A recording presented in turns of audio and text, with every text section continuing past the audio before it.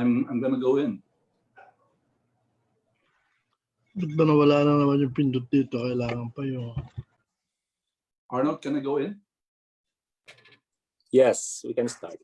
Joanna, Okay. please. Okay, good morning, everybody. My name is Charlie Villaseñor, your co-moderator.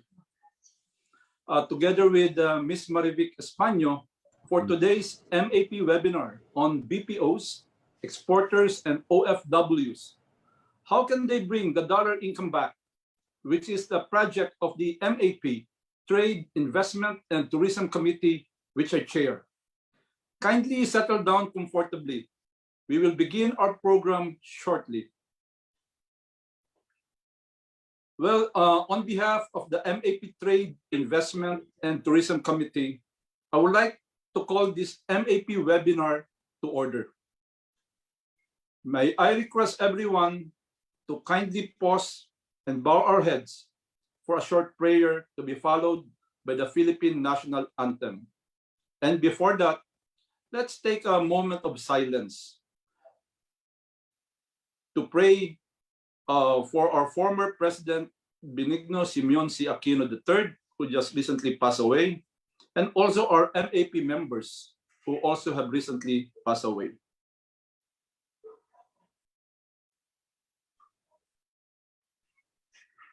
Our most merciful God, we come to you in our weakness. We come to you in our fear. We come to you with trust. For you alone are our hope.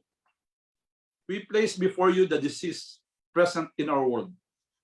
We turn to you in our time of need. Bring wisdom to doctors. Give understanding to scientists. Endow caregivers with compassion and generosity. Bring healing to those who are ill. Protect those who are most at risk. Give comfort to those who have lost a loved one. Welcome those who have died into your eternal room. Stabilize our communities. Unite us in our compassion. Remove all fear from our hearts. Fill us with confidence in your care. Amen. Mga kababayan, ang pambansang awit ng Pilipinas. Kayang magiliw, elas ang sinangalan, alam ng puso, sa titik mo'y buhay.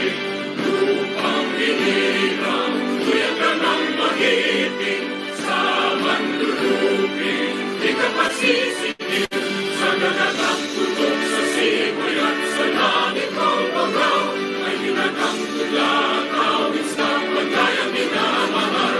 Ang isang lang matawad mo'y tagumpay na nag-iindig, ang bituin at araw niya kailan pa may di magdidinig. Lumalang araw ng buwan, bakit pagsinta, mo'y langit sa piling mo. Ang inigaya ng pagkay mga amin, ang mamatay ng dahil sa'yo.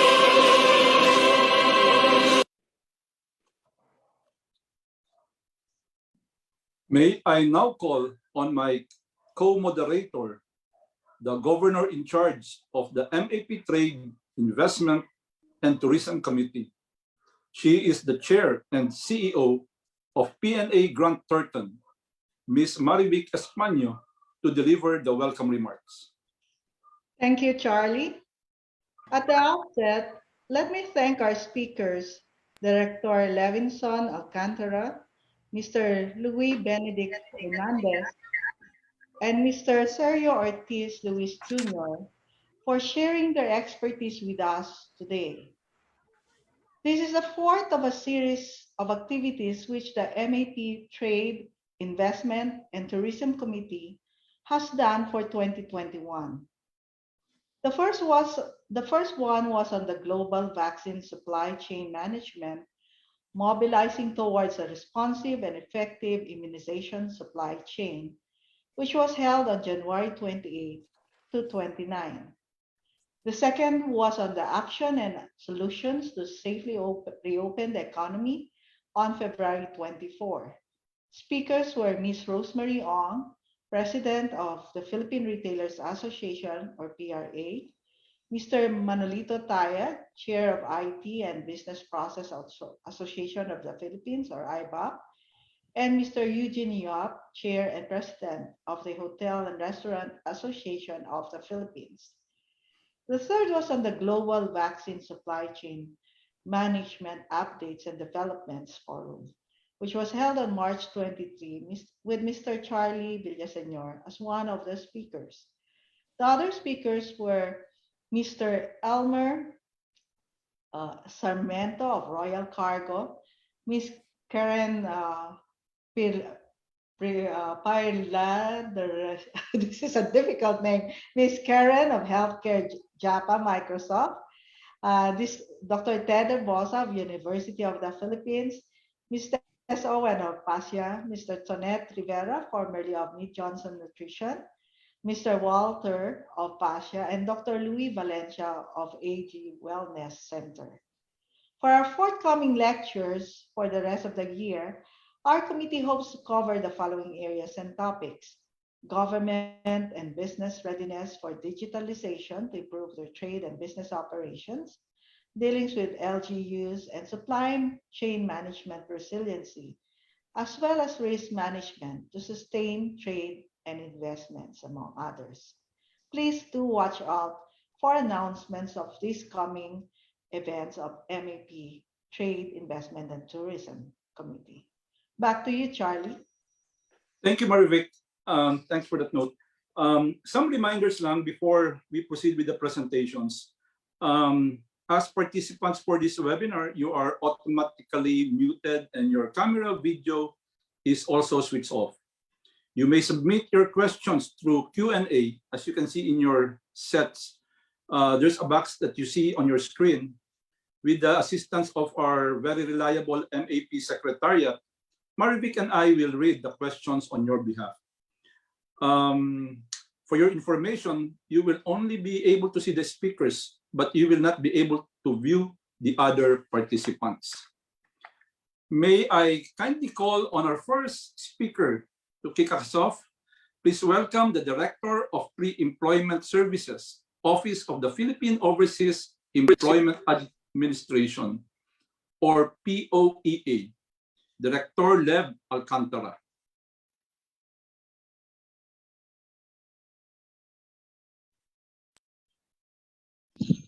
Thank you, sir. Thank you for the opportunity and the invitation that was extended to the Department of Labor and Employment, POEA. First, I'd like to make advance apologies for the background and the background noises. I'm at my LGU and I'm trying to gain access to vaccine, so kindly bear with me. This is quite a lengthy presentation, so might as well start off. This is a combination of a template presentation from the Department of Labor and Employment, as well as the presentation that I have prepared for you, for everyone this morning. For context, I'd like to start off with the National Employment Recovery Strategy 2021 to 2022. Next slide, please. All right, thank you.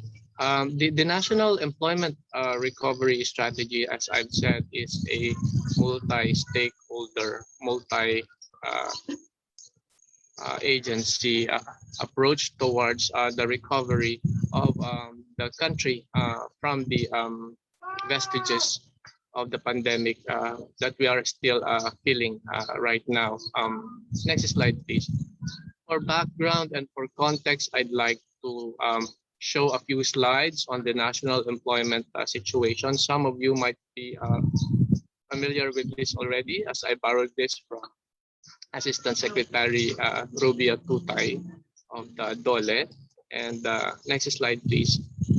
While we are still reeling from the effects of the pandemic, there appears to be in terms of figures, signs of recovery at the gross domestic product.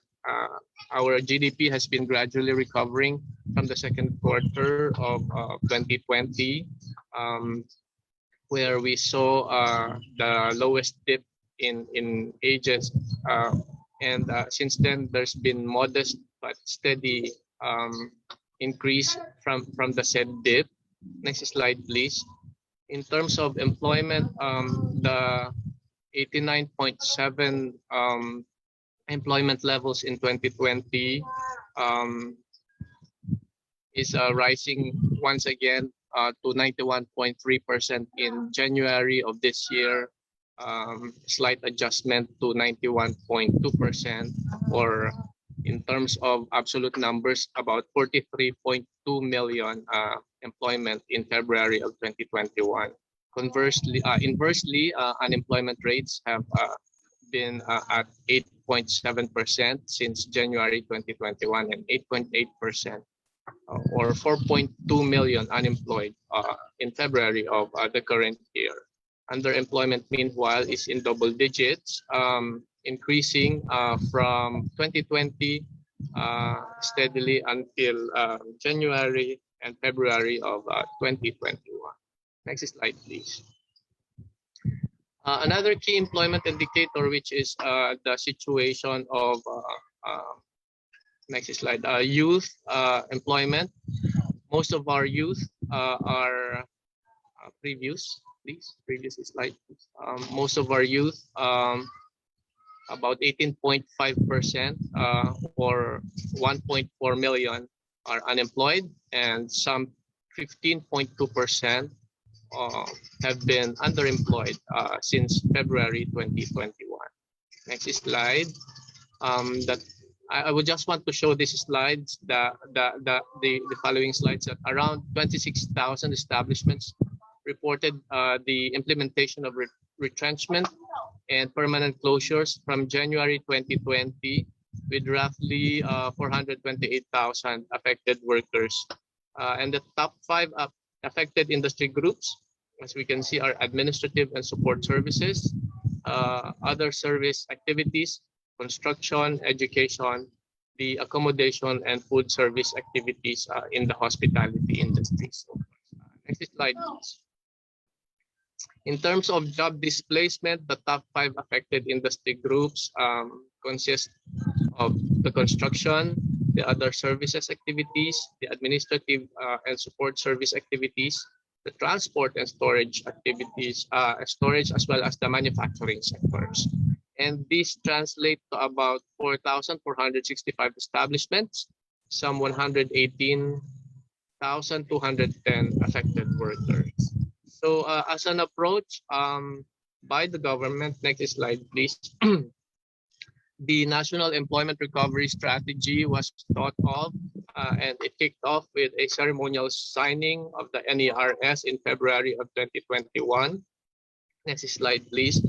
The objectives of which are to create a policy environment that encourages generation of more employment and entrepreneurship opportunities, to improve employability and productivity of workers, and to provide support to existing and emerging businesses, in addition to our national objectives as transition approaches during the pandemic and beyond. Next slide, please.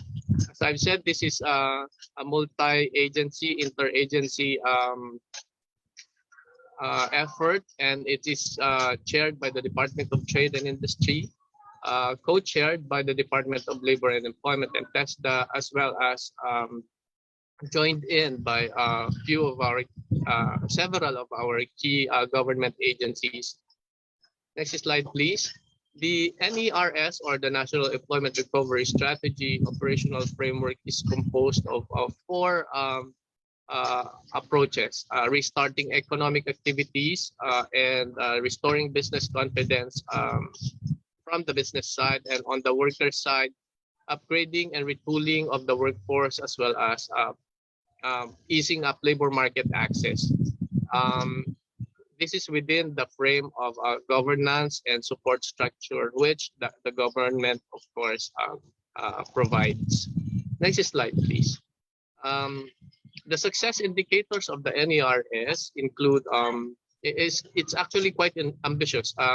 It's one that seeks to bounce back and even surpass the objectives of labor market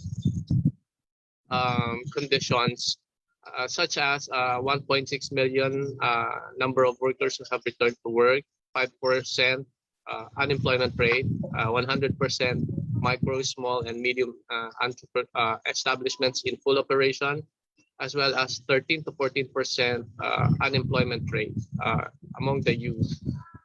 Next slide, please.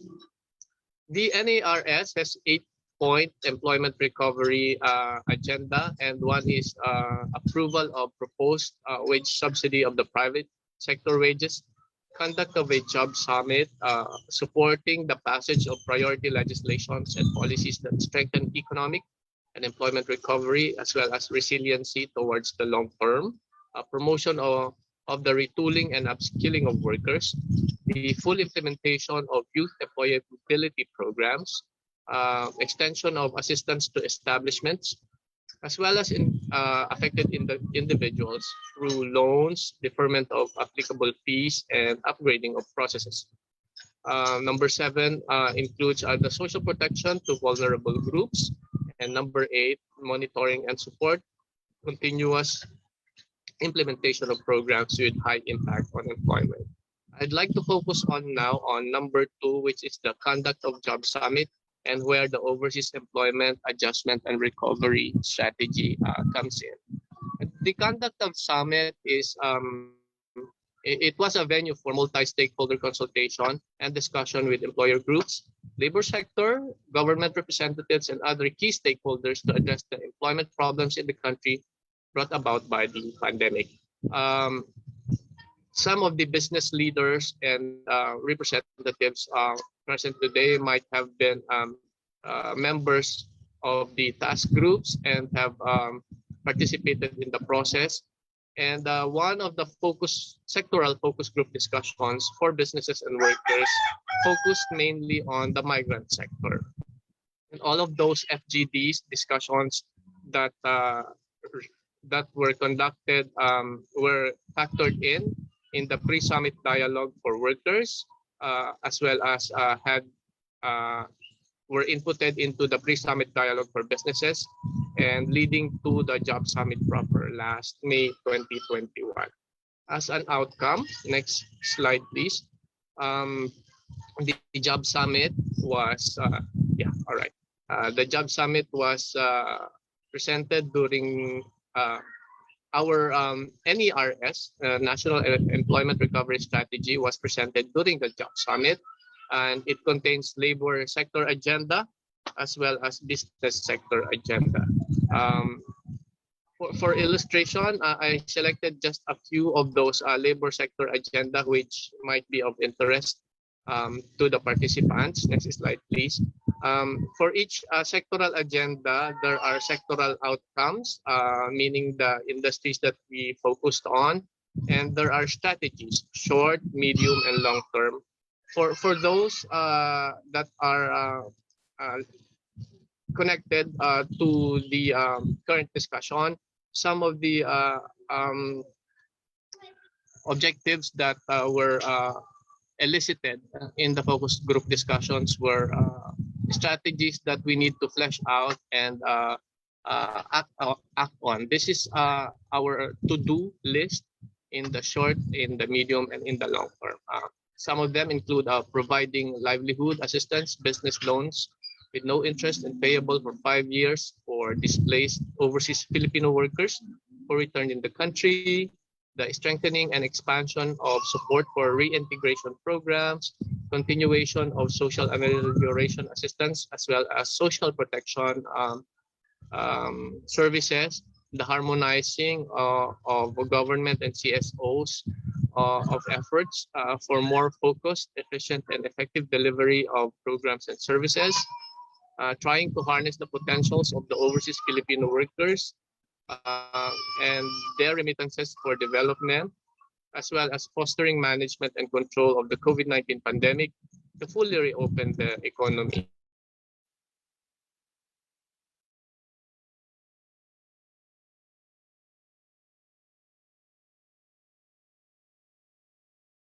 Sorry about that.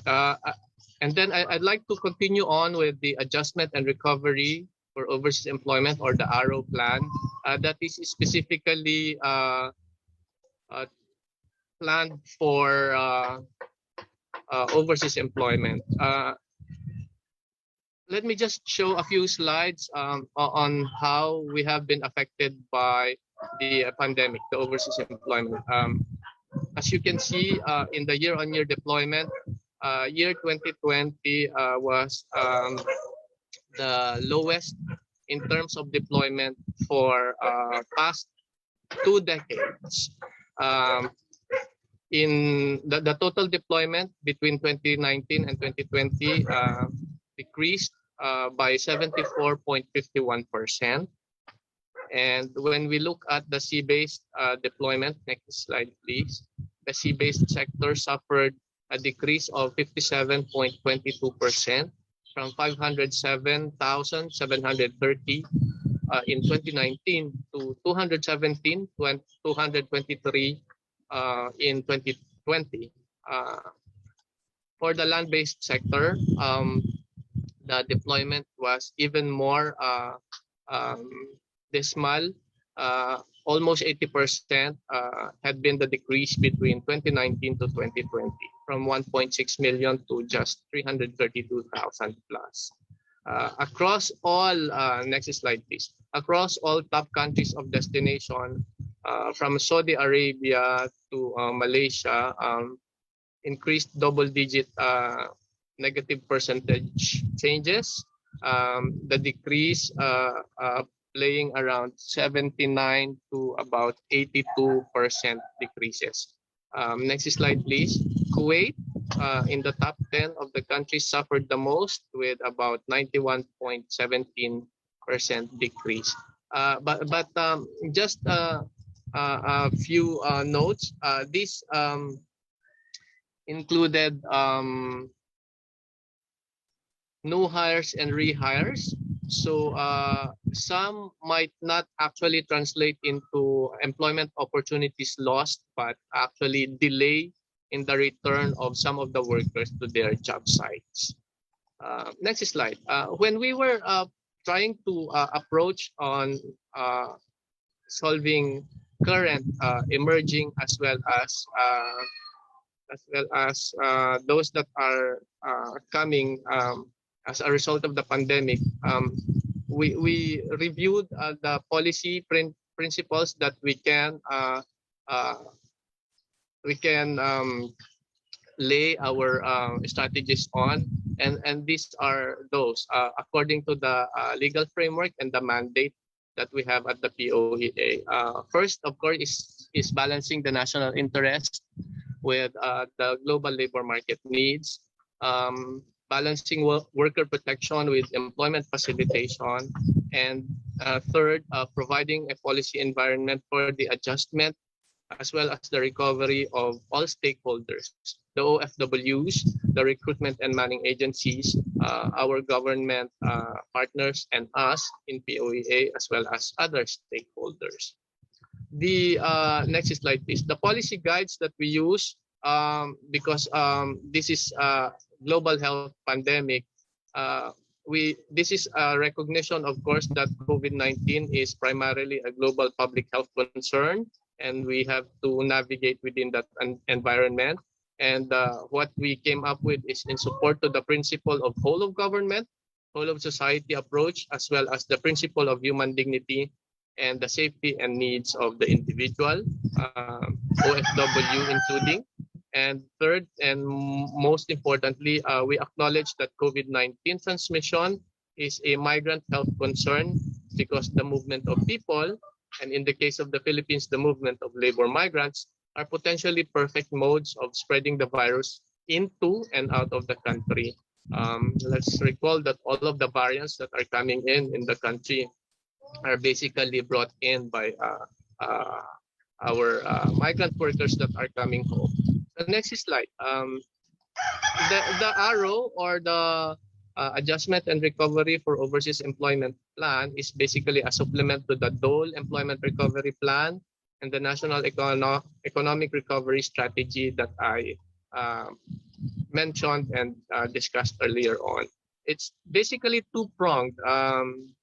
The strategies are one, to enable to adjust for the immediate and the short term, and enabling our multi-stakeholders to recover in the medium and in the long term. The things that we have scrambled to do in the initial stage of the pandemic were several, and these are the things that allowed us to adjust from pre-pandemic and during the raging of the pandemic and until now. Next slide, please. The provision of labor market information included issuance of advisories and memorandum circulars, basically containing the latest travel restrictions, quarantine protocols, and other safety measures that can affect the deployment of our workers, as well as the deployment of those recruits by the recruitment agencies. All of the LMIs that we have are posted daily, even during weekends, and they can be downloaded from the POEA's official website, the poea.gov.ph. We also have labor market information tailored fit for our policymakers, and this is one that monitors the COVID-19 reports by our Philippine overseas labor offices, as well as those that we have partners with in the generation of COVID-19 related data. This includes the Department of Foreign Affairs data, the Department of Health data. And the monitoring that we do are, of course, for the consumption of our partner government agencies to help them decide on what are the next steps that can or cannot be done. Sorry for the background noise. Some of the roosters in the neighborhood wants to join in. Also, part of the labor market information that we churn out is that one that comes from the agencies. We have what we call in the POEA an OFW welfare monitoring system, or OMS, and that basically seeks to monitor the situation of the workers deployed by our agencies.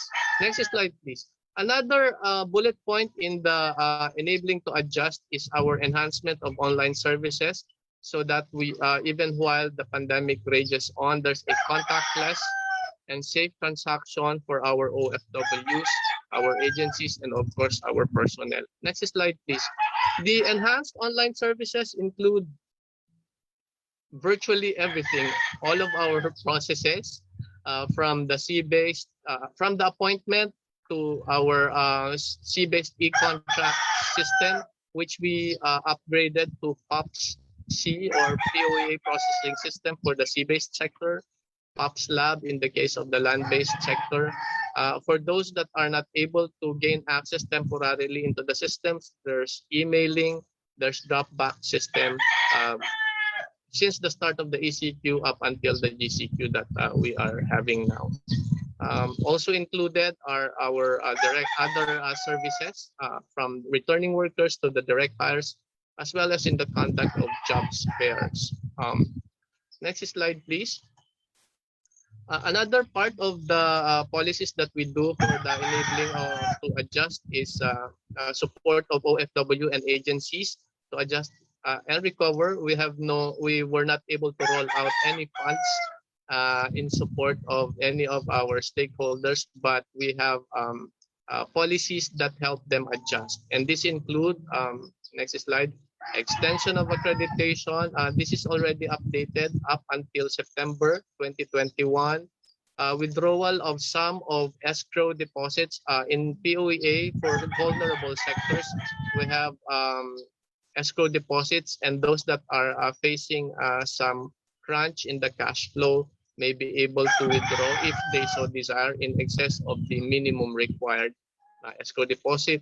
We extended the validity of licenses We extended the validity of overseas employment certificates.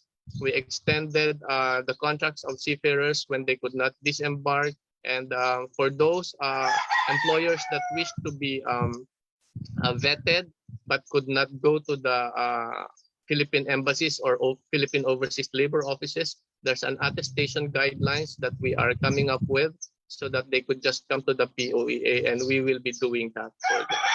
For those that could not submit complete requirements but are in dire need of deploying workers, there's a provisional accreditation policy which provisionally accredits employers for 90 days up until they could complete their requirements. Next slide, please. We were able to deploy during the pandemic because of the three big policies that we came out with: the interim guidelines for the deployment of seafarers, interim guidelines for land-based workers, and those that we are trying to facilitate domestic workers or household service workers during the pandemic. Next slide, please. Please guide me vocally if my time is up, because I'm looking at my own slides and not the screen. So there's actually a very long presentation that and the handouts has been prepared for everyone if I could not make it in time. We are also enabling our stakeholders, especially our overseas Filipino workers, to gain access to social protection services by making our offices attesting officers or signatories to their unemployment conditions. And we also enforce strictly the repatriation clauses in the employment contracts so that our workers can come home at no cost to them. And of course, we also volunteered as part of the whole of government team in evaluating social amelioration application of our OFWs. Next slide, please. These ones discuss those that are for development and more of medium and long-term solutions in order to sustain the secure and safe online transaction for OFWs. We're investing on leveraging on technologies. All of the things that I mentioned earlier are now undergoing upgrades in terms of hardware, in terms of systems and applications, and we are integrating them into one big mother system, because previously we contracted out some of our systems, and now we're bringing them all together for security and integrity purposes. Next slide, please. Next. Okay. The governance challenges in looking ahead are very many, and this one has made us realize that first we need to manage the expectations versus the market realities. Most of our recruitment agency partners are saying labor markets are gradually opening up. Why is POEA still not doing anything despite all of the policy changes that we have made and the flexibilities that we have provided? But what we're looking at right now is even while they're opening up, we ask the question, what are the jobs left for our OFWs? And this also includes, next slide, addressing the contactless systems that we are rolling out versus the personal follow-up culture that we have.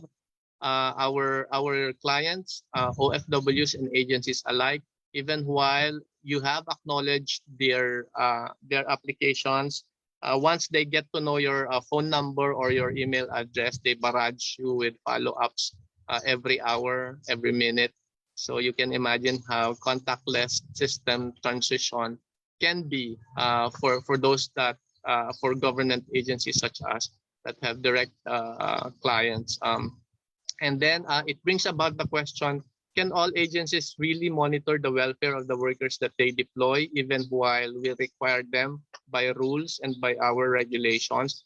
Because the sheer volume of the many agencies that were not able to report the conditions of their workers during the pandemic made us think twice.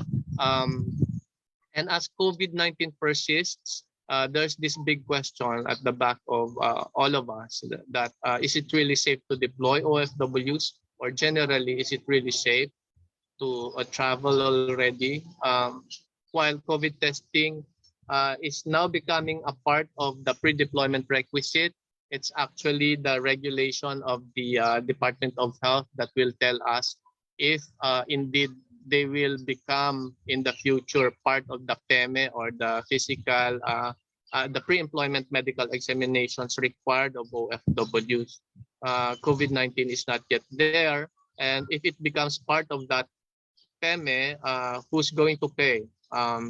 Of course, the stand of the POEA here is it should not be at the cost of the worker, but this will also impact on the competitiveness, and you have to consider also the regulations of the countries of. More important, last bullet slide is the entry regimes of the countries of destination as precautions. Previous slide, please. During the pandemic versus our regulations. We issue overseas employment certificate to those with proper working visa, but as part of the adjustment of countries of destination, they also have rolled out policies such as visa upon arrival, other types of visa, and therefore some of our OFWs are offloaded by the Bureau of Immigration simply because there's a mismatch between the visa that the worker holds and that of the documentation that he or she has. And then some questions linger about the protocols that we are implementing. How safe are they? Because some are able to travel but are not entering the labor markets because they prove to be COVID-19 positive and need to undergo quarantine or some testing.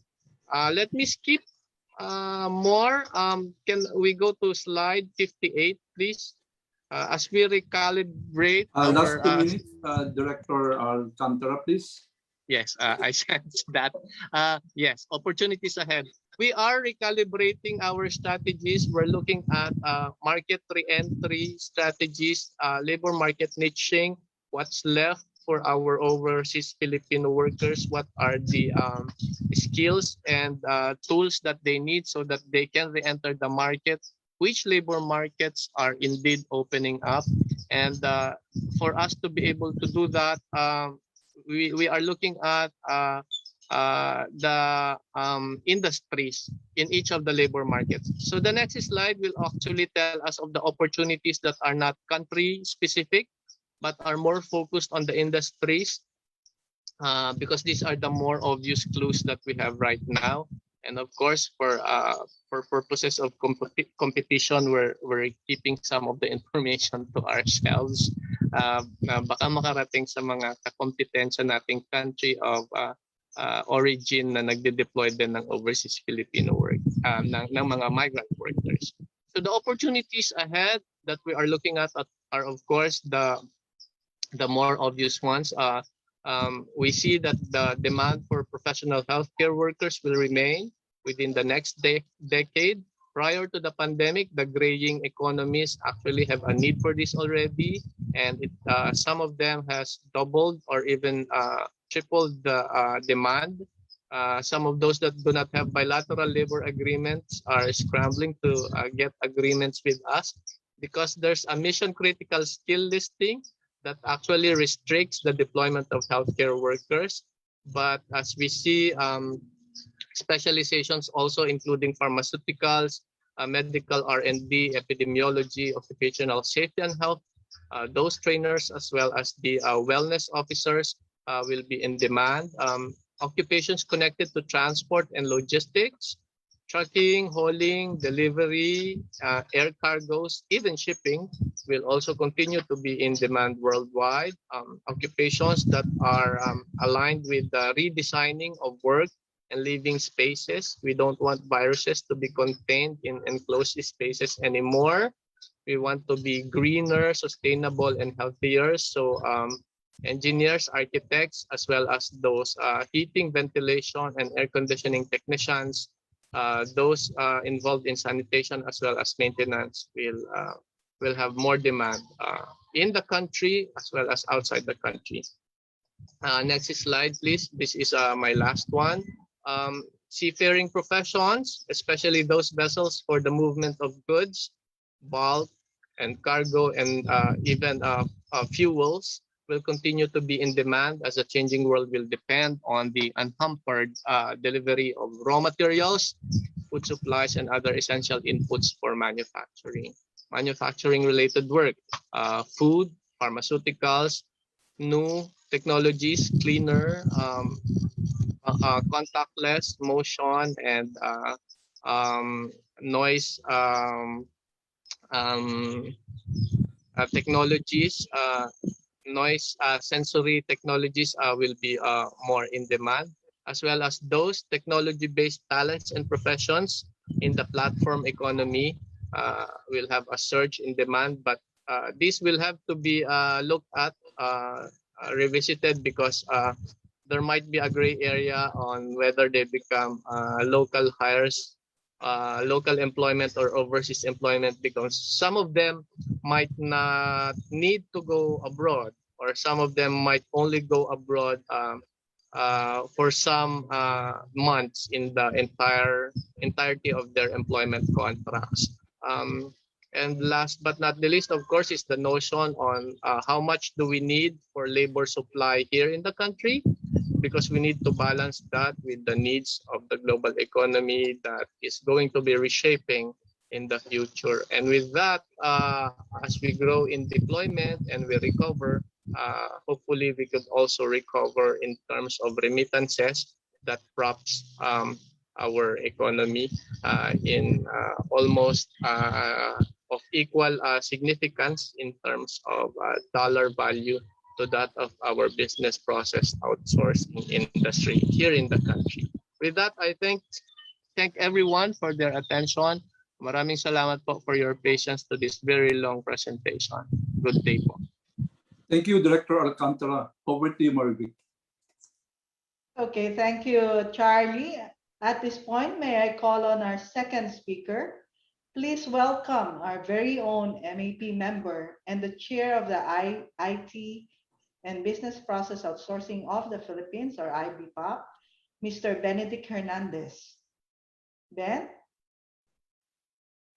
Good morning, Marivic. Good morning, Charlie. Good morning to everybody who's actually tuned in to this very important session on not just bringing the dollars back, but also bringing the jobs back, as was being referenced by our prior speaker friend.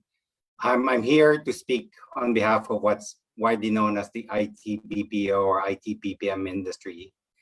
In reality, the way I would think about it is actually what we're doing in this industry is exporting professional services capability of the Filipino talent. That's what we do, where we do contact center work, IT work, engineering work, financial services work, insurance work, healthcare and clinical work from within the country to actually service the rest of the world. Now, that's what this IT BPM is all about. I'll start with the next slide, which is really the reasons why we feel this industry has been really key to the Philippines in terms of the economy and its growth. There also happen to be the reasons why I've been around this industry for more than 20 years now. It's a very exciting industry for a number of reasons. The first thing is that we've been a fast-growing dollar export contributor to the economy. And if you think about the 2020 number, it's $26.7 billion. I mean, something that was nothing about 20 years ago, contributing $26.7 billion of export revenues to the country. But the other thing that makes me even more excited about being in this sector is really the creation of jobs. The creation of jobs, direct employment last year was 1.32 million.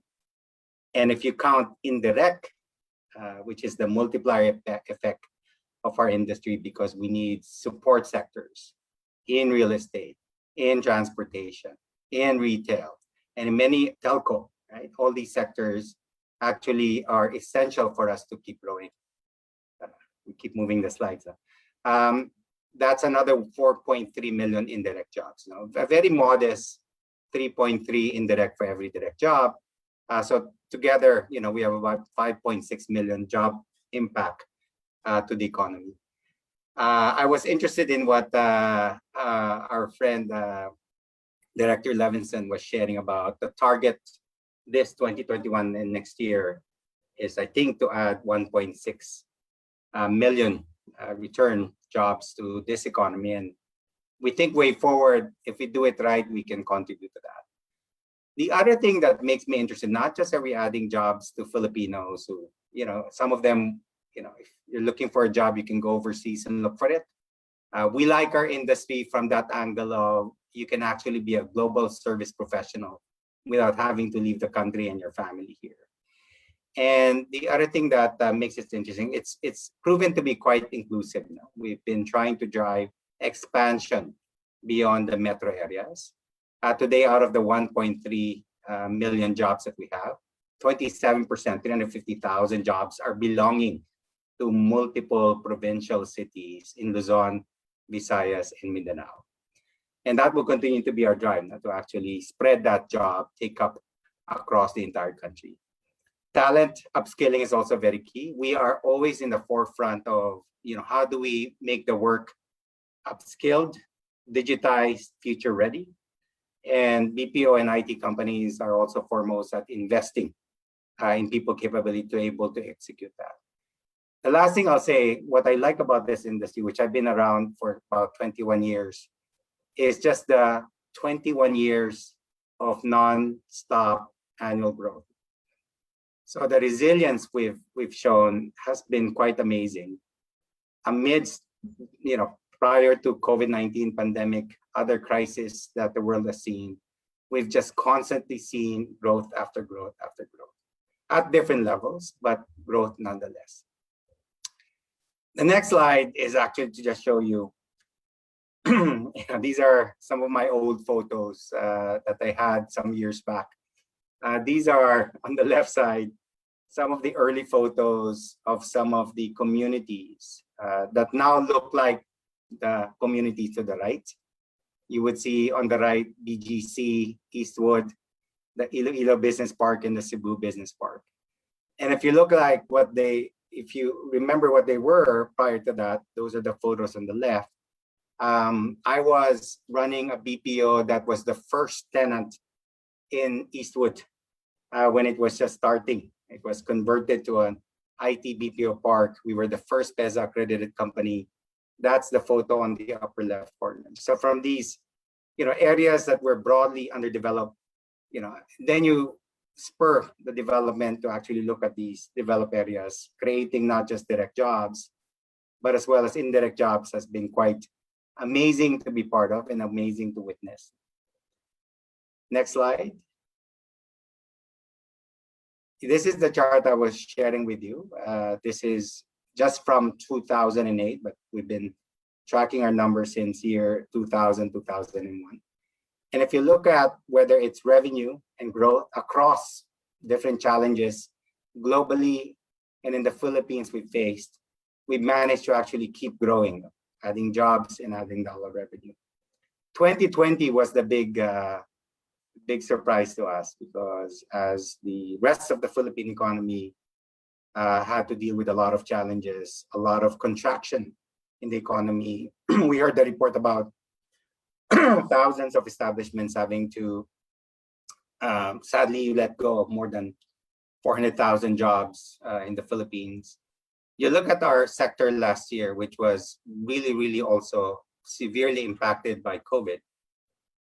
And we saw some of that impact in the first 30, 60 days, but the ability to bounce back very quickly and the ability towards the rest of 2020 to actually even add contracts and add jobs and add revenues that allowed us to actually end 2020 with even a modest growth of 1.8%. So even in the toughest challenge that potentially this generation has seen around the world, and especially particularly in the Philippines included, we managed to actually create more jobs for the Philippines. Next slide. This is some numbers that are interesting. This left-hand side is actually where we were in terms of how many people were working. With the declaration of the community quarantine back in March, all of hundreds of our companies had to figure out where office-based, how do we now convert office-based work to work from home, and how quickly can we do it? And very surprisingly, within the month of March itself, just a couple of days after the declaration, 1.3 million people now, we managed to move half of them to actually be productive, to actually be working, with a combination of the essential resource, staying in office, and the rest of them were able to turn up to do work from home. We did not have any plan, right? Any investment, any roadmap, any playbook. How do you get hundreds and thousands of people to work from home? But within a span of days, within that month of March, we ended at about 50%. By June, we were already at 90%. And by November, we were operating at 95% capacity. So quite amazing to see how hundreds of companies have actually responded to get back as quickly as we can to productivity. Next slide. This is the other aspect of why I like this particular industry around the inclusiveness.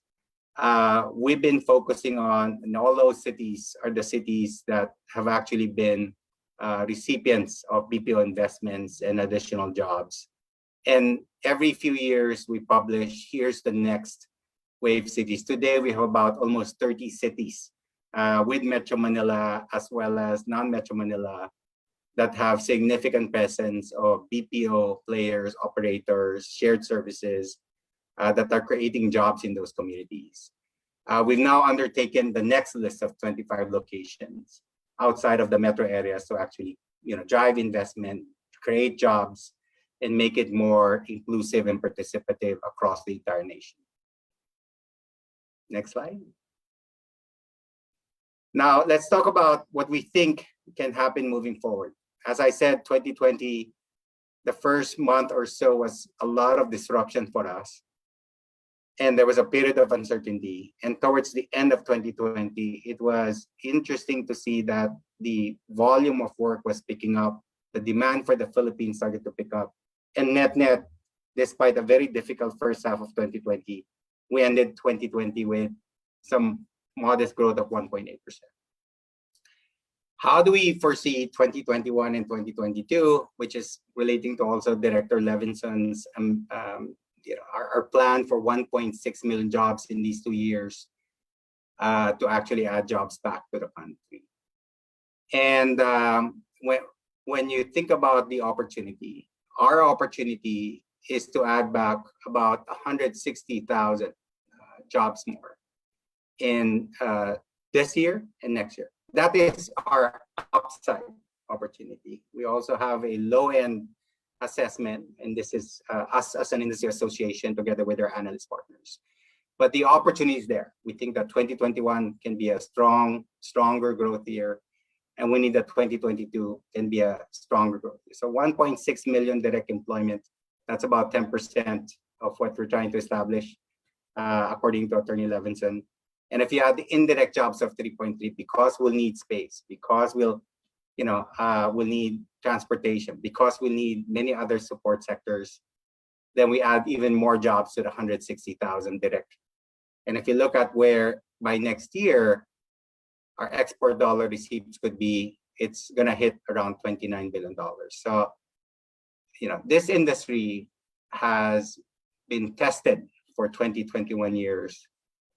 And if we play our cards right, as a community with the support of our partner sectors and our supportive government, we have that opportunity to have a much better 2021, 2022, and creating jobs and dollar exports for the economy.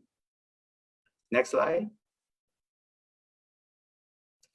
Okay, now I know we're going to get into what is it that are important for us to achieve that higher end growth opportunity for our industry.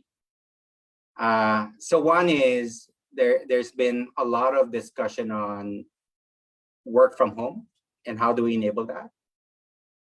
There's some discussion on work from home and hybrid models of doing work as the world has started to migrate towards that, and everybody's talking about it will never be the same to the way we've done work before.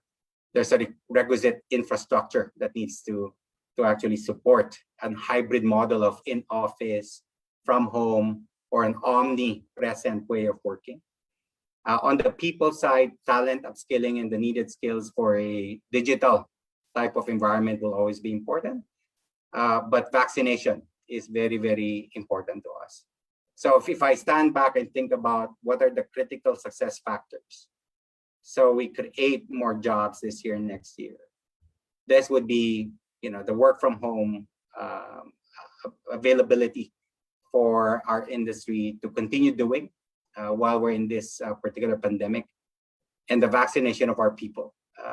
Penetration needs to kick in. Just a few more slides to talk about these two. This one is CREATE law, which we are happy that the CREATE law has been passed.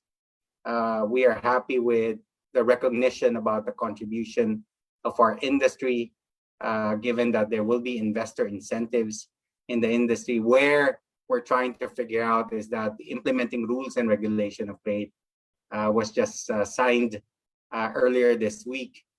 There's a particular rule in the implementing rules of regulation called Rule 23, which we think is the way to kind of extend the work from home approval for our sector. Essentially, we're supposed to actually do the work in PEZA located areas where we get our incentives from. And with the current condition, we were granted emergency authority to actually operate in homes predominantly.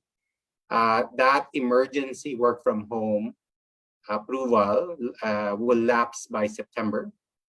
And right now there's discussions with our supportive Department of Trade and Industry, PEZA, and everybody to try to see what we can do to extend it, because we are not yet at the point wherein we feel it's safe for our employees to actually go back to office. And this is related to also the vaccination topic, which is one of the conditions we think will create a safer environment for people to work from home. Fortunately, in the implementing rules and regulation, there's an avenue for us to actually take a look at extending the September emergency approval for us to be doing significant amounts of work from home. Next slide. Now, as we try to solve for what happens after September, given our emergency work from home authorization lapses, and we can extend it, we feel that that is a short-term solution. The particular topic that we need to be discussing as an industry is the rest of the world is actually moving into a hybrid model. The other big player in IT/BPM, bigger than the Philippines, has always been India.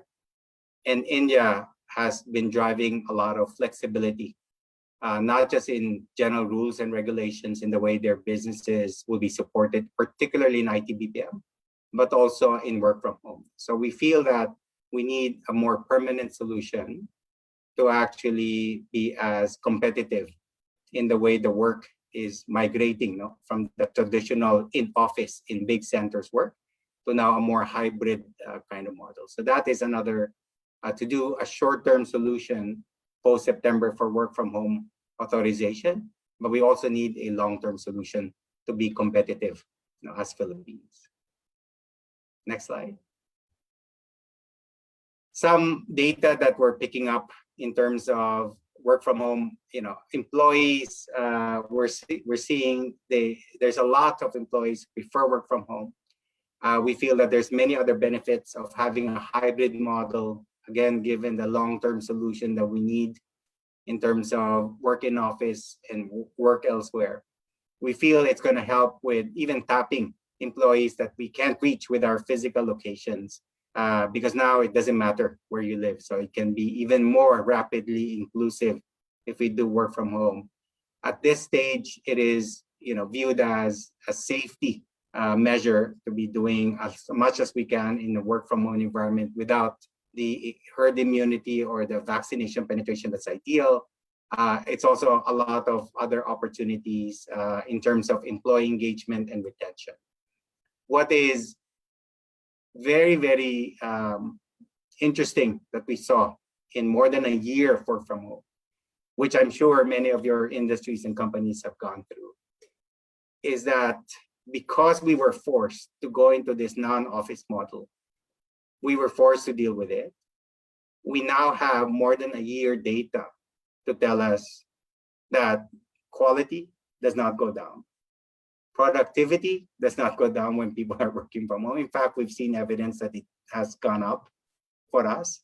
And some of our challenges, people working all the time at home, and we're trying to make sure that they don't burn out themselves.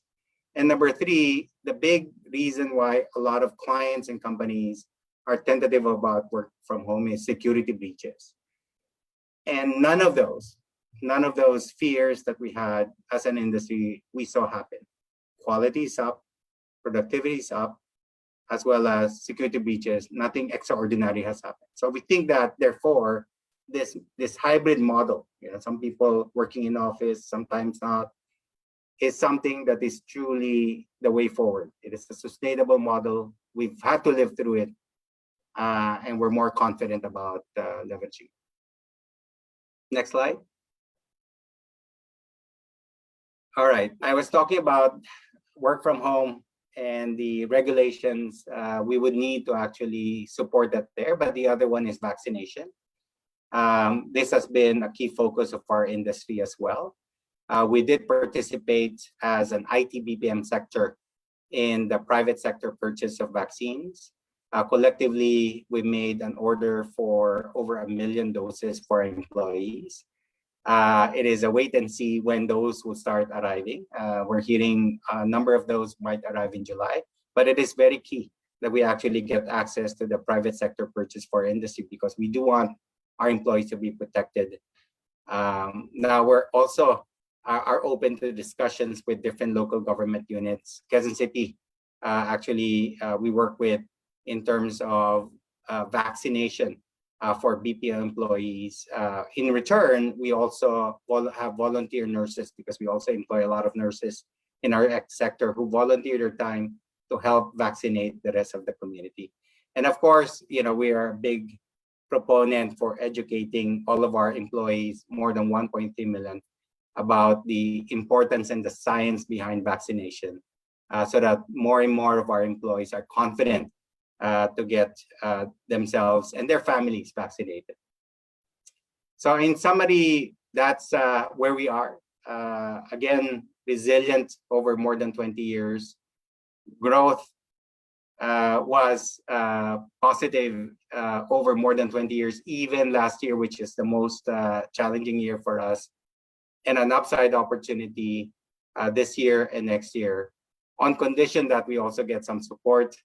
One is our people's safety through vaccination, and the other one is we will need to still support significant work from home for our particular industry.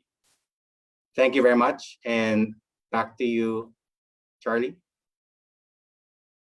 Yeah, thanks so much, Benedict. Okay, and for our last but not the least speaker, let's welcome another MAP member, and he is the president of the Philippine Exporters Confederation, or PhilExport, Mr. Sergio ORTIZ-LUIS. Go ahead, Mr. ORTIZ-LUIS. Sorry for that. Officers and members of MAP, led by President Mr. Aurelio R. Montinola III, Chairman of Trade, Investment, and Tourism Committee, Mr. Jesus Carlos Villaseñor, and Committee Governor in Charge, Maria Victoria Españo, the guests, fellow panelists, friends, ladies and gentlemen. Thank you for the opportunity to share with you, this distinguished audience, some updates on the export industry. And I confirm that yes, the struggle towards recovery from this pandemic remains real over a year after the crisis set in. But for the export industry, one of the essential sectors identified by government to continue operations through the quarantines, there are inspiring news that I wish to start my report with this morning. For one, we are relieved to know that orders are coming back, even for quote-unquote non-essentials items, such as garments, furniture, and giftwares. While the renewed demand still failed to lift their sector performance up in the export charts, the orders have increased production activities as shared by our members.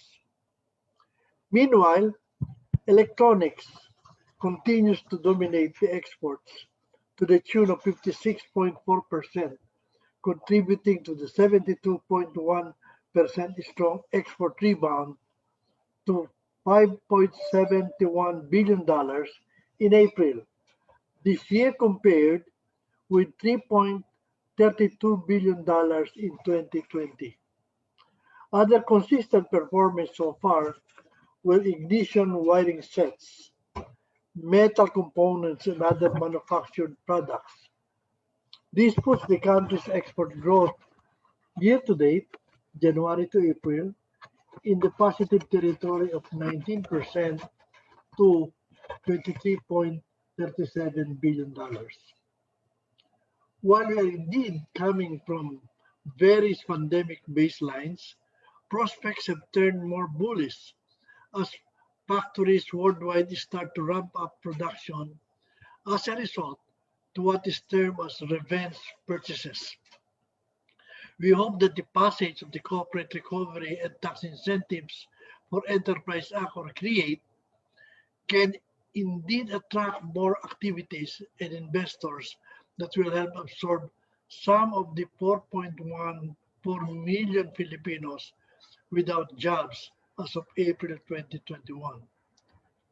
At 8.7% unemployment rate, this is even worse than March 2020's 7.1% record when the first hard lockdown was declared.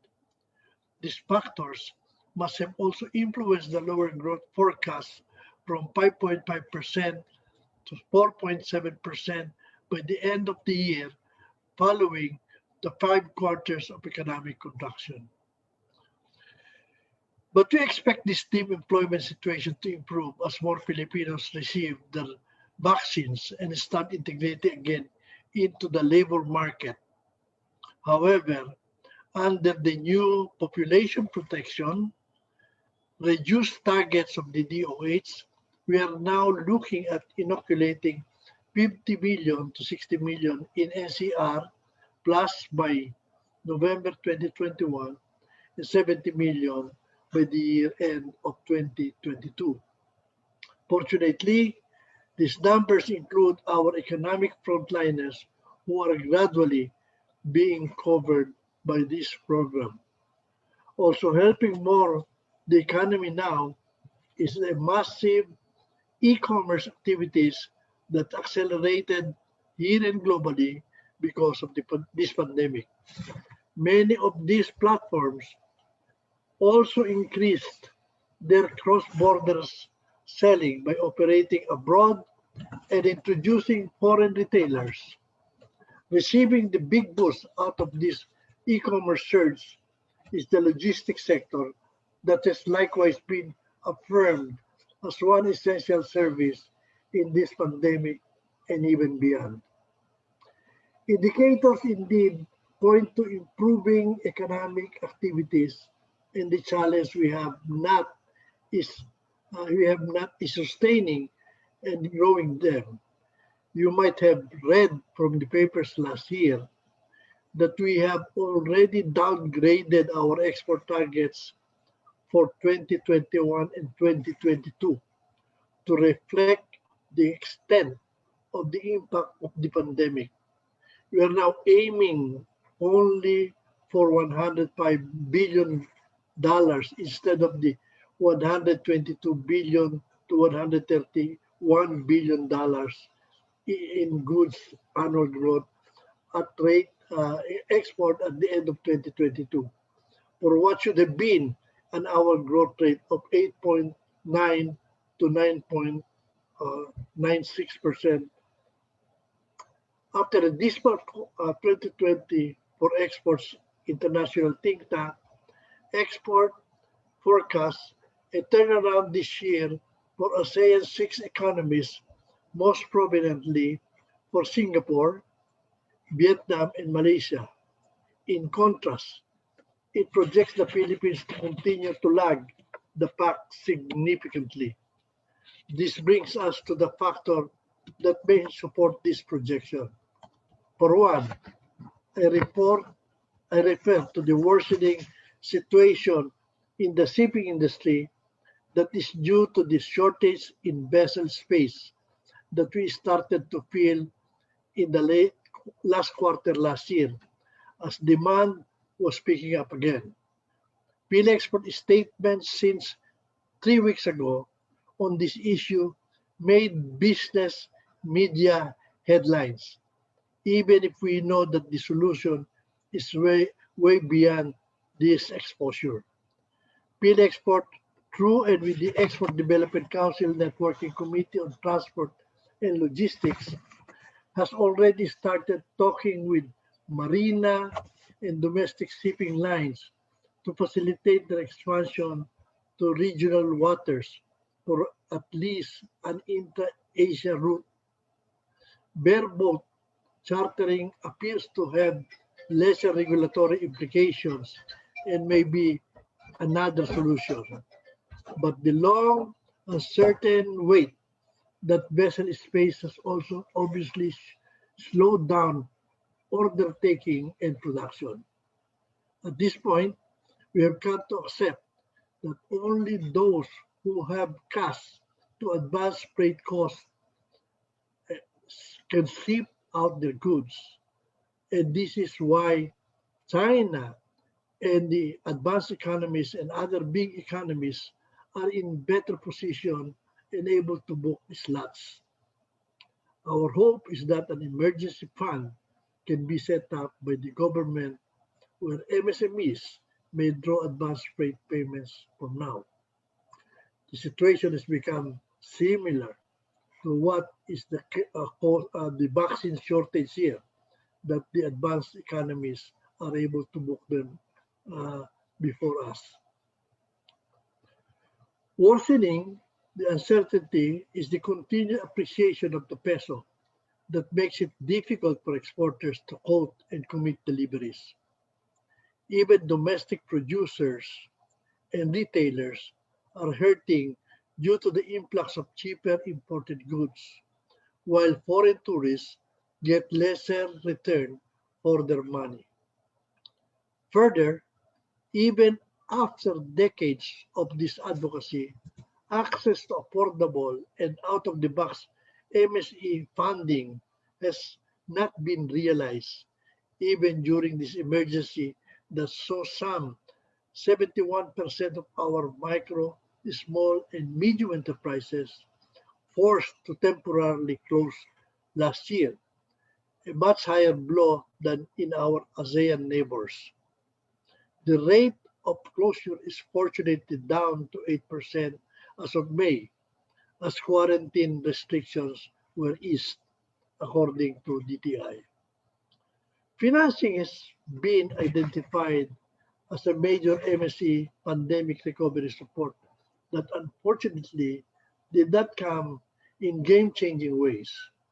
We look forward to the passage of amendments of the Magna Carta for MSME that will free SB Corporation from the regulatory cover of the Bangko Sentral for more MSE-friendly lending policies.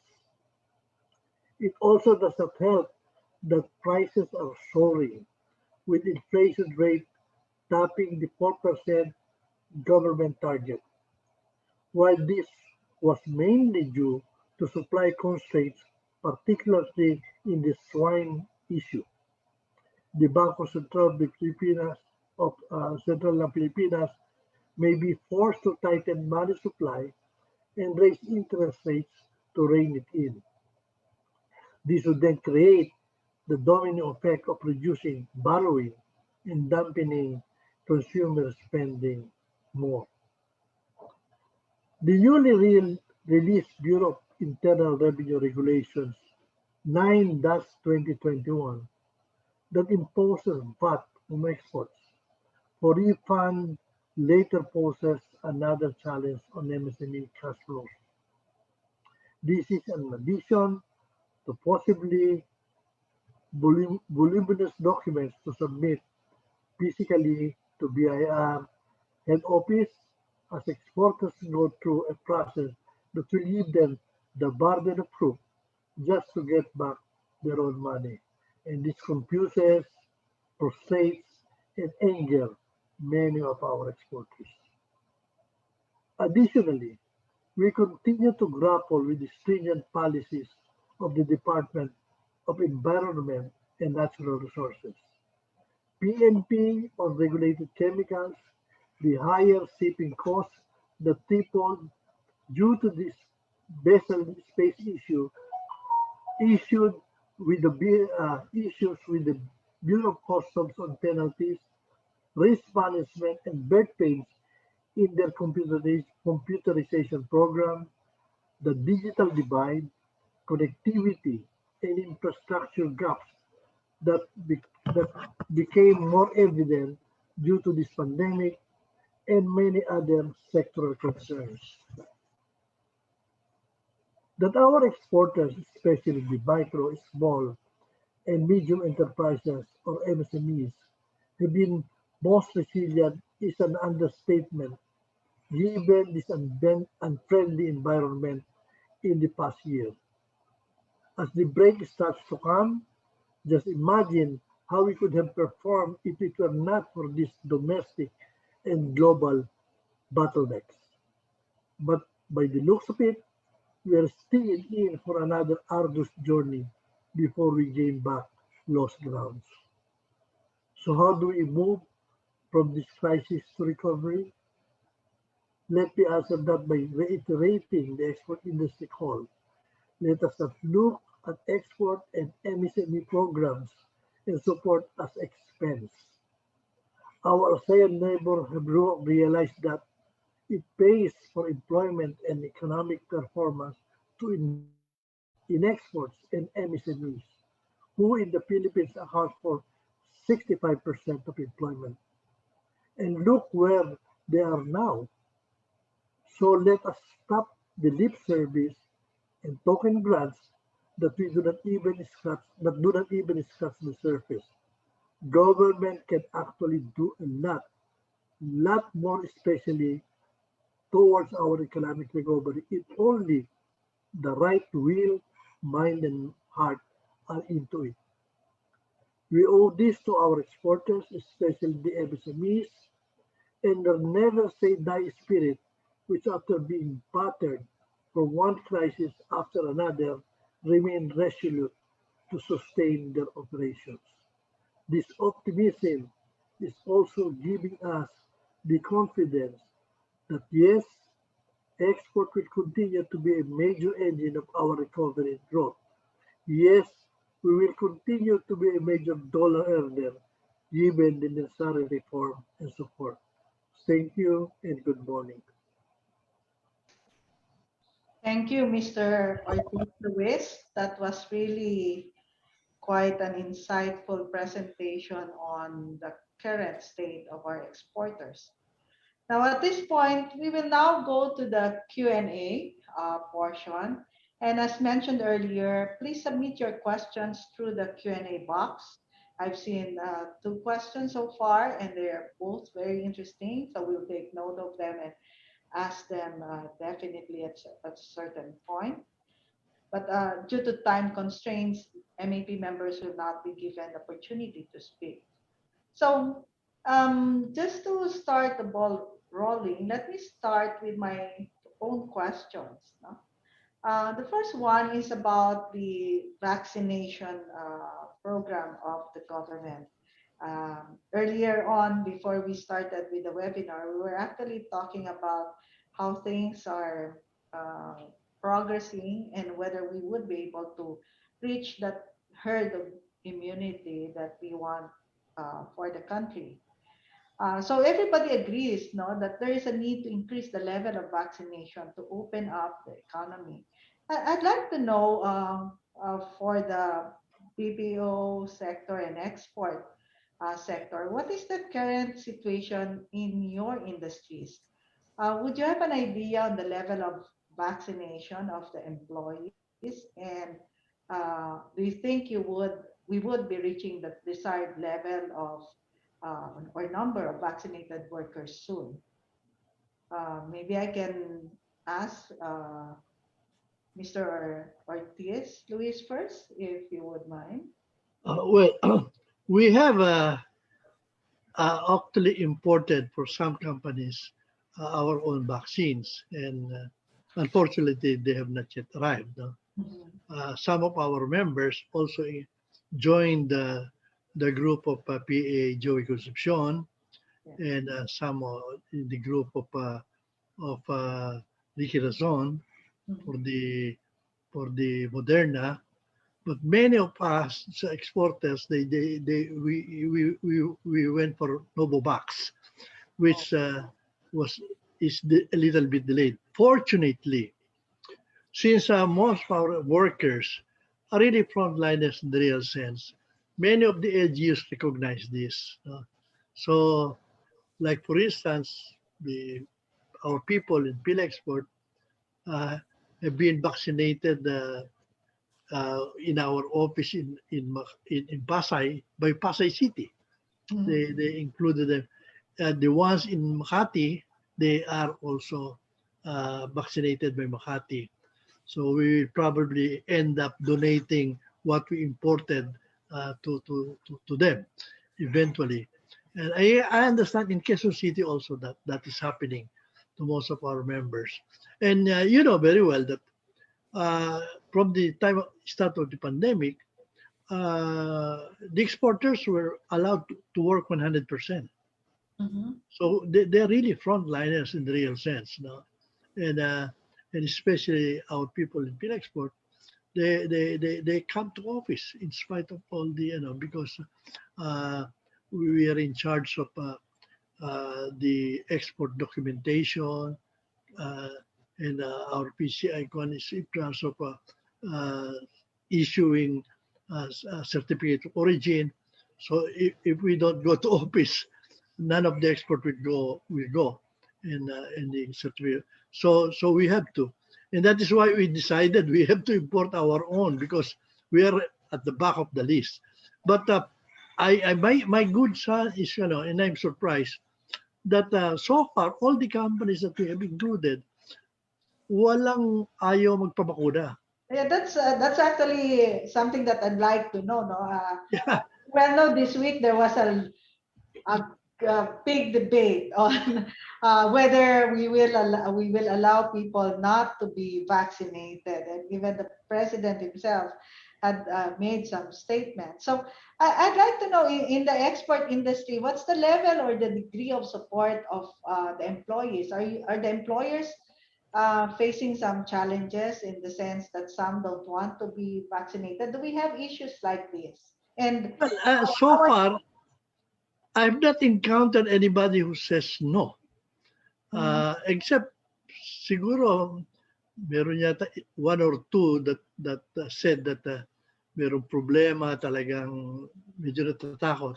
But that is why I was wondering why are we spending so much time in trying to convince or even terrorize people who don't want to get vaccinated when the fact is what is the problem, lack of vaccine or lack of people who want to be vaccinated? I think let's make it people get confused because yeah. of many many things that they read in social media about certain vaccines.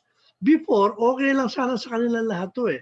But now, they're beginning to think if they're offering all these incentives, offering their, and they're frightening us, it must be, it's not good for me, but it's good for everybody else.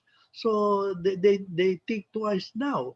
While before, when people started having the government officials, especially, and some of the businessmen had vaccination, I don't know, it was people were the problem was they want to be vaccinated, then we cannot give them priority. So I think we should face the issue of, there's a lot of people who would like to get vaccinated uh, before we face the issue of who do not want to be vaccinated.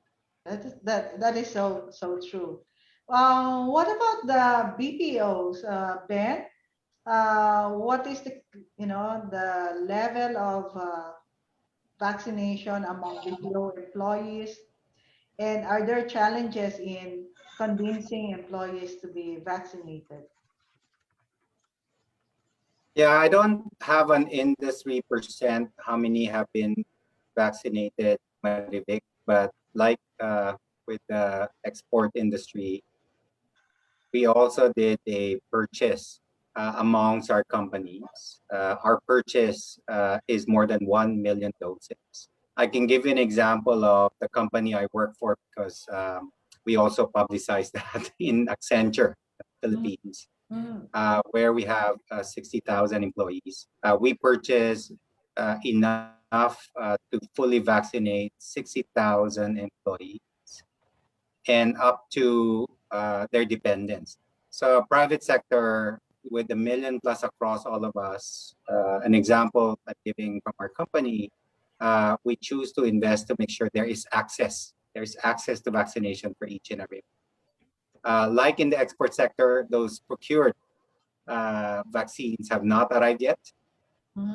We hope that we'll start to see some good quantities starting in July. So we're hearing what we did was we also have been doing some surveys. And in the surveys of our employees, the interest to get vaccinated have been pretty high. So I would see numbers around 90%. Oh, that's Some are unsure, some are no. But I think from other surveys we've seen, I think we have a very good. We also do a lot of education. I myself will talk a lot about it. Everybody else amongst our leadership talk a lot about it. So we give them. Now, the interesting thing is that this Quezon City partnership that we did, which actually employ some of our BPO nurses to actually help Quezon City with the rollout of the vaccine. And the Quezon City was saying, you're a big part of our community. We employ about almost 70,000 BPO workers in Quezon City alone. And they said, let's help each other. So help us with the nurses, but at the same time, your employees can sign up for vaccination. We're still doing the sign-ups, but in this particular LGU partnership, about 12,000 of our Quezon City-based employees have already said, I'm signing up. Now, we have employees who already got it because they have a comorbidity. They're between the A1 to A3. A4, we are happy that there's a route for A4 for in-office workers. We can't track it right now yet.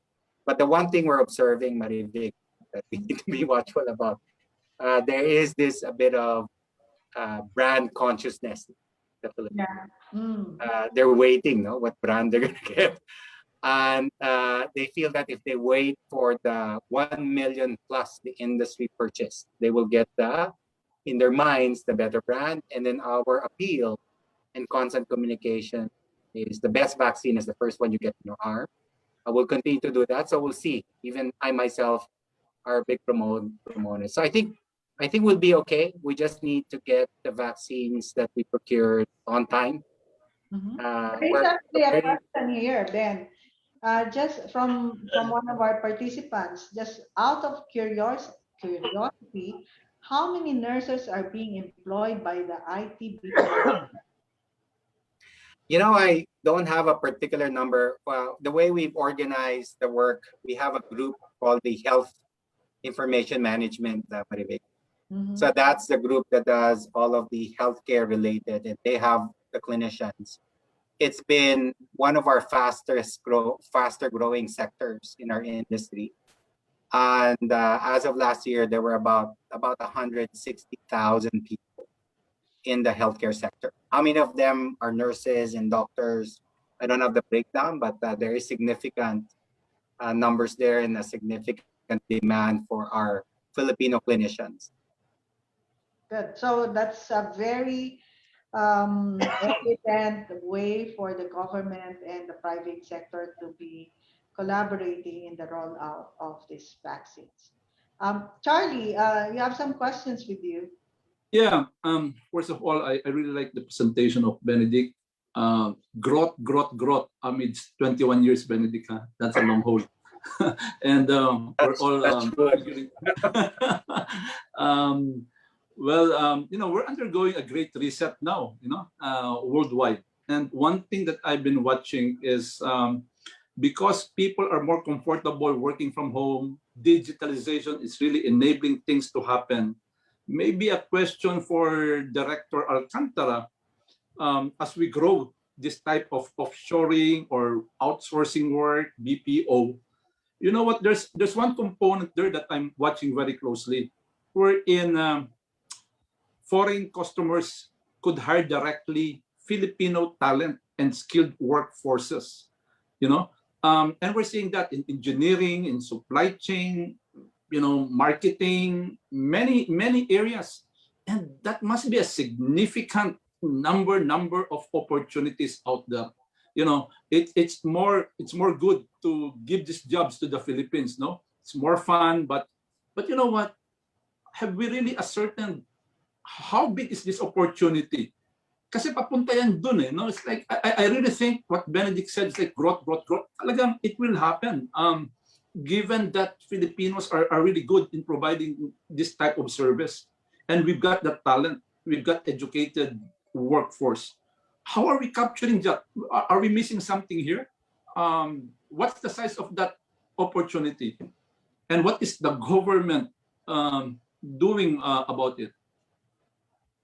So that we don't have to send them to the different locations, different countries. Okay, we're speaking of capturing the market so that they stay in the country or go out of the country.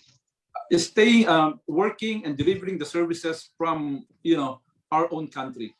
Right. I think that one is very much linked to the last slide of my presentation, where we're saying I'm actually in a dilemma here. I'm the representative of the Philippine Overseas Employment Administration, where there's actually a need for talents and professions in the IT and in the platform industry outside the country. That's why I'm saying there's always a need for balance between the local demand as well as the overseas demand. But if there's going to be a concerted effort on both agencies, one that deploys workers abroad and one that wants to attract employment here within the same industry, meaning attracting the employer so that our talents do not need to go out of the country and earn the dollars here, then that would be, of course, an ideal state where national interest as well as our talents are honed within the confines of our boundaries. So I'm all for it. Lev, And just to clarify, Director Lev, I think what Charlie is describing is this, growing group of Filipino professionals who are being employed by foreign companies. So they're not working with local companies now. Foreign companies, let's say a company in Hong Kong or Dubai, but instead of getting the Filipino to travel and go to that country, they see that the Filipino can actually work in the Philippines, no? So they don't have to spend for the transportation, lodging, and all. So basically, para silang foreign contract workers because their employer is a foreign, but they're not moving out of the Philippines.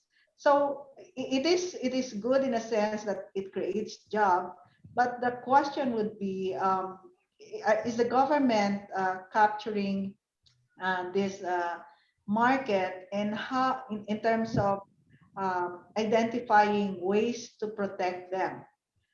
Because unlike their foreign unlike local counterparts would have social security benefits, protection of employment, and so on. No? Pero ito, foreign counterparts, yung employer nila, they don't have those benefits. Do you see that number growing? And I can relate to this because I know that even in my industry, among professional CPAs, we are losing people to this group of employers. They have offices abroad, but they would hire the CPA here, and that CPA would be working in the Philippines. So how do we protect them as well? Right. On the question on whether it's growing, the number is growing. Again, I would speak for POEA because these are the ones that I have handle on. Hindi po ako entire department labor and employment. I have no handle on the employment here locally. There's actually the skilled professions and the professions in IT industry abroad. For example, the one that does Candy Crush to get Filipino talents, and it's not very significant, but we notice it because we see the benefits and the employment package that they offer. So that's true, Madam Co-Facilitator, that their packages are way more attractive than employing here. But for those international firms operate that hire workers here and do not require their workers to live abroad, that's actually outside the purview of POEA. We realize that they, to some degree, become workers of the gig economy, and I'm not very sure as to the numbers, but I think if the policy and the infrastructure to house them here and to some degree establish some standards for them, I would think some of those concerns are already in that NERS, the National Employment Recovery Strategy that I discussed, because there are some sectoral recommendations there for the platform economy. So perhaps it would be best if we look at those and see what other to-do things would we need our government to perform so that it can actually happen, those things that are enlisted in the NERS. Yeah, I want to hear Benedict's perspective on this question. What do you think, Benedict, is happening on this arena? Around which one, Charlie? Over in foreign companies do directly hire Filipino talents. Now that it's more convenient, easily executable, does it leave a significant room for employment for the Filipinos? Well, the one thing, Charlie, I don't have a perfect answer on this one, but the one thing I was listening to the presentation by Director Levinson a while ago, which is how many millions are either unemployed or underemployed. There's another part of this particular problem. Say, when you look at in our industry, 100 people looking for jobs, applying for jobs, how many get job offer? We're still in the 10%, if not less percentage. In some of the work, it's going to be 4%, 5%. So if you imagine 100 people looking for work, they come to us for work, 90 people will be turned away because they don't have quite the quality or the skills that are required to be successful in the job. I think that's the part of the equation we need to take a look at. I know that we're saying we all have a need for certain talent, and we're all competing, no? Whether it's us, and there was a point around local companies and foreign companies directly. But I kind of feel there's such a big talent pool out there that are just coming out of universities, senior high school without the adequate skills. So my view is focus on how to expand people who qualify there. So because there's demand, no? That's the positive thing is there's demand for this. We just need to expand that share of the pie of that broader talent pool to actually get quality. Now, we've done a lot of work. I'll just stop with one example. In the industry for 20 years, we've been funding and operating what we call bridging training programs. We used to call it near hire training program. Once upon a time, we got government funding for it. And what happens here is I have 100 people applying. 90 of them will not get a job offer. We would take the top 30 of the 90, get them through a bridging training program. And what we find is that replicable, sustainable, scalable, 70% of them can get the skills. So we do things like this just to make sure we hit our numbers. But we feel that the numbers are there. The qualification, we need to figure out how do we get more people qualified from this. Okay, thank you, Ben. Maybe I'd read a question in the chat box, though, somehow related to what we are discussing about jobs and talents. Just allow me to read it. I appreciate that BPMs are creating jobs and helping our economy. I also appreciate that the OFWs bringing in the remittances to our country. What is your advice for local small and medium businesses that compete for local IT talent with BPMs or OFW jobs? The local small and medium businesses do not earn in US dollars or foreign revenue to be able to give them such big income. The IT talent start and get their experience from the small and medium businesses in the Philippines. But when their talent is right, they move to serve a foreign market rather than the local Philippine market. So the question is, what is your advice for local small and medium businesses that compete for local IT talent? Who would like to take?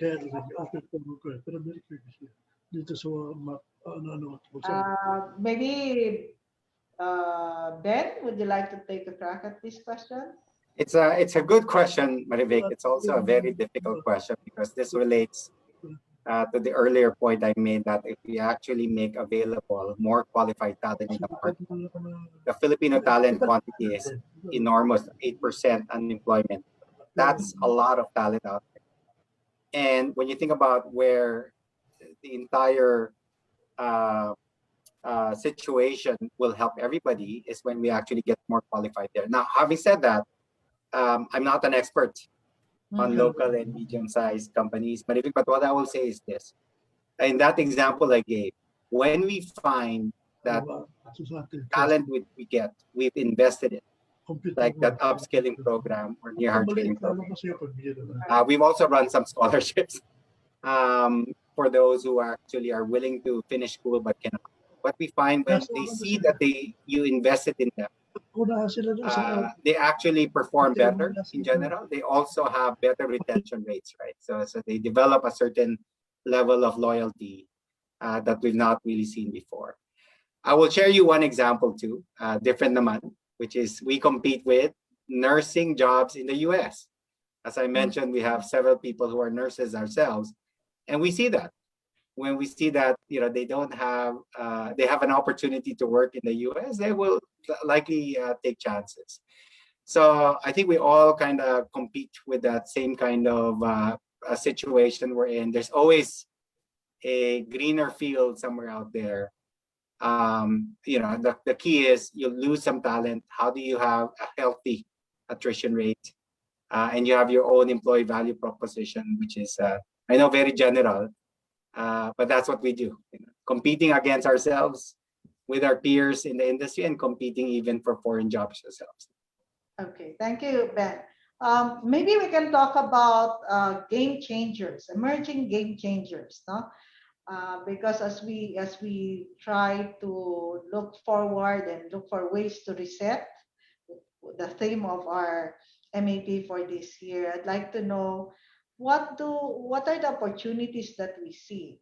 Some people are concerned about the education, no? the difficulties that are being currently experienced by our students, by our professors and teachers in delivering education. And some are saying that this will impact the quality of the graduates that we will be producing in the next coming years. To your point, Ben, earlier, that out of, let's say, 100, only 10% are qualified. And then we have this problem on education. Do you see this to be a real concern for the export industry, for the BPO? And are there discussions already at this point on how we could help the graduates that will be coming out from the pipeline of future workers? Mr. Ortiz-LUIS, may I have your view on that? Do you see that a problem in the export industry? If you can just summarize the question, I was interrupted by somebody. So Yeah. what is exact? I was saying that Ben was earlier mentioning that we do have challenges in the talent, no, making sure that we have the right people with the right skills to continue the growth of the BPO and export industry, as well as the OFWs. No? So we do have the pandemic right now, and there are comments that it's so difficult for students and teachers to learn, and there are concerns that when they graduate, they may not be ready to do their expected work or tasks when they get employed. I'm asking whether in the export industry, this is something that you're discussing already, and are there plans on how to potentially address this issue? Well, even in the past, BPOs and OFW has been a priority of our people if they can be hired. No? But then again, in the case of the BPOs, for a while, when they started here, there was a big demand that can be answered. Then, but eventually, it's very hard for them to be able to hire people. So our OFWs, even including even our frontliners here, they're. But right now, I think at the present stage, because of the pandemic, there's a lot of people who are unemployed. Even BPOs, many of them have cut down, I think. And therefore, yung mga, parang narinig ko kanina, yung mga small companies, can they compete hiring with the kind of offer? I think at the moment they can, no? And eventually, because there's so many people unemployed, there's a whole lot of universe of people you can get into to be able to employ at this point of time. Thank you for that comment. Marivic, Yes. just one quick question for Mr. Because there are a lot of logistics exporters who are listening to us right now. And our export industry is really, as you mentioned, suffering significant setback. Fees, containers, shortages, all of this problem. Mr. Ortiz, sino ba talagang in charge dito? Kasi the problem is there, and it seems like the answers are not being provided to the exporters. The issues are segmented into different areas. Somebody has to orchestrate this to position the Philippines, because export is a very vital segment of our economic development. Well, actually, there is no doubt that it's the Department of Trade that is supposed to be there. We even have the Export Development Council. Unfortunately, if you look at the budget of Department of Trade, the budget is so small. So I couldn't understand how the budget of so much expectation from it, and the budget is so small. So it's hard to be able to. And the ones that affect export sometimes is something that the Department of Trade can go after. But if it is the Department of Finance, if it is the Department of almost everybody, but yung environment, even the PNP, those are things that have to be answered with them, no? So at the end of the day, you probably have to go at this time because many of the problems you go IATF and you go to Malacanang for some of the problems that cannot be resolved because they are different agencies. Okay, thank you for that inputs. Thank you, Charlie. We Thank will you. still look for the solutions. Thank you for Charlie for that question. Now let's move on to technology. No, I think we were discussing. Ben was saying earlier that the BPO industry was able to make that shift, and we've heard so many stories on how private companies as well as the government has shifted their operations using technology. No? There is a question here from Mr. Roy Canivel, and let me read it.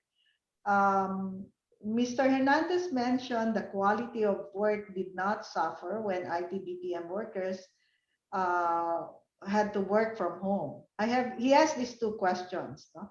Number one, how did the industry do this, especially when different people have different qualities of internet connection?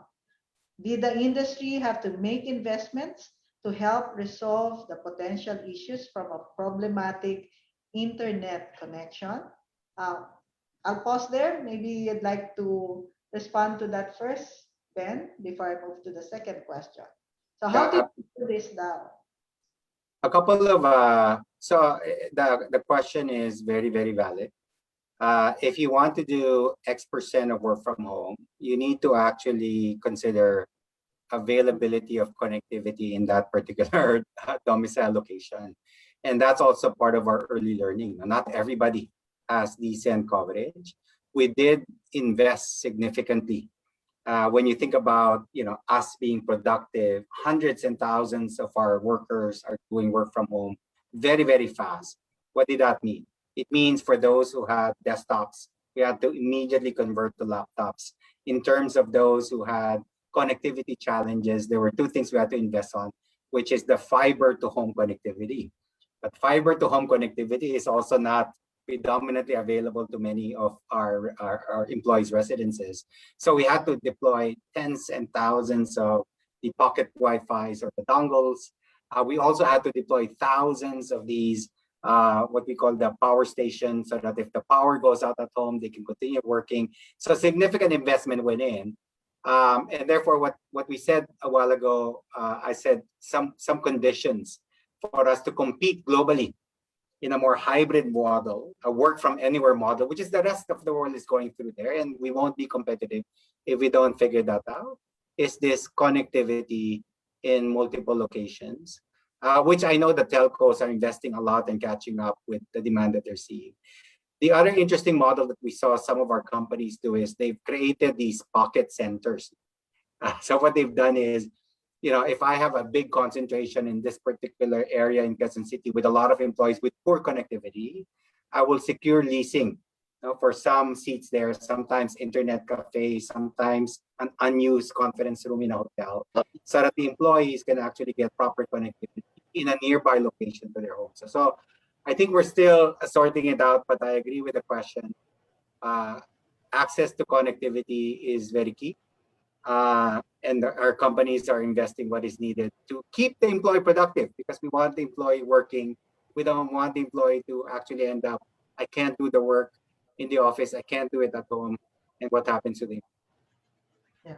Okay. A follow-up question on that, also from Mr. Roy.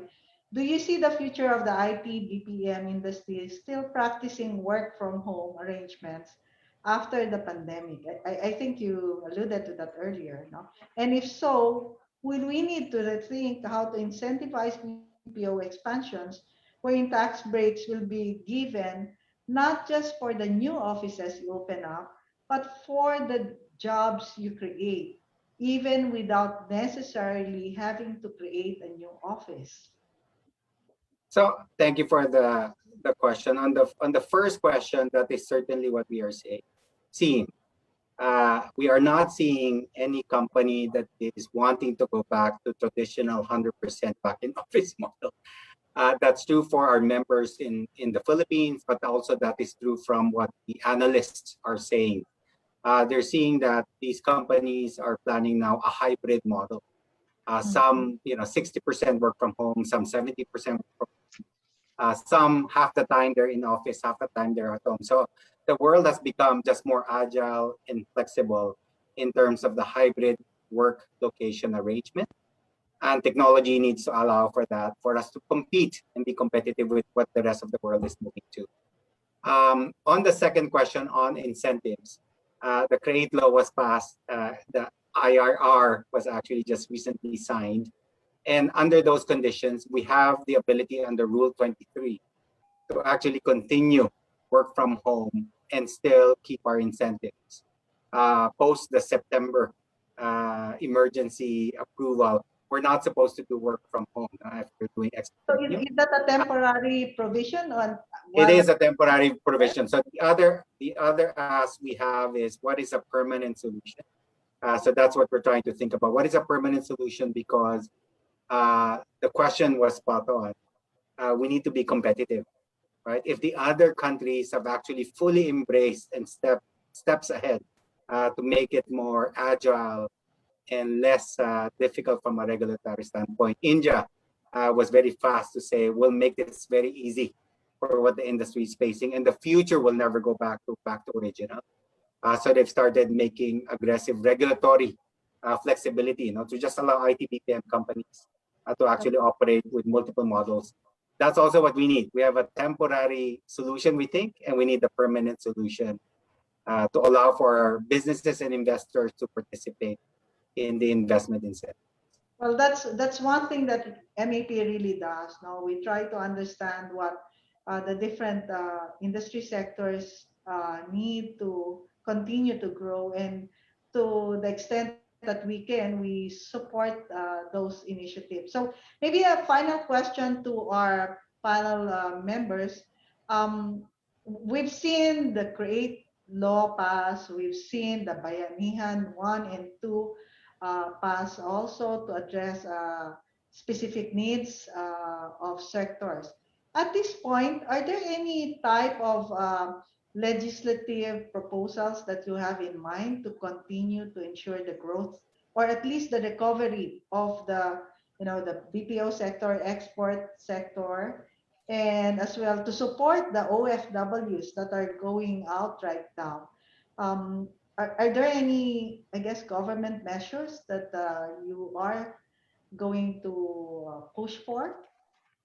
And maybe final messages, Marivic, as we Okay. close out for a 12 noon cut-off. Okay. Thank you, Charlie. Can I start with Mr.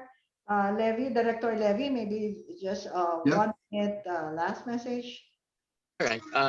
Thank you po. I think sufficient laws have been passed during the state of emergency. But what will sustain and make us more resilient would be policy coherence. How coherent are we in taking stock of our talents and taking care of them, both for local and overseas employment? So in the national employment recovery strategy, a lot of the stakeholders have put in their bets, but putting those into action and collaborating together to make it happen is one other thing that needs to be done. Putting it on paper is easy, but making it happen is the harder part. So I think we should be all in it together because there will always be global demand. And if we don't take care of our people here, there's always this thinking that perhaps outside there's a better opportunity. So it's really very delicate balancing act that government does, even while it wants to serve the needs of the local labor market first.